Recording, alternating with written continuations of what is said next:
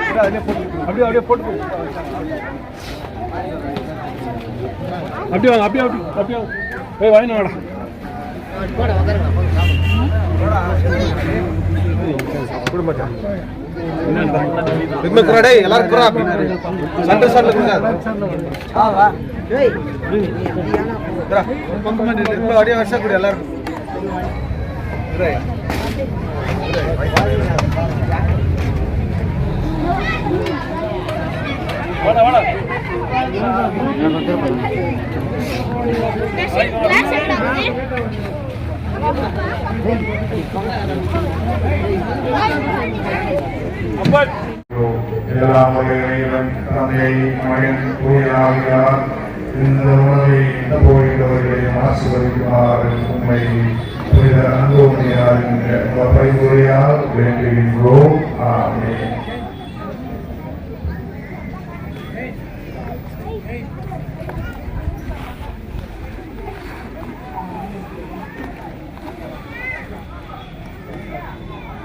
அனைவரையும் அந்தோனியாரின் பரிந்துரையால் நிறைவாக ஆசீர்வாதமாறு மன்றாடுகின்றோம்.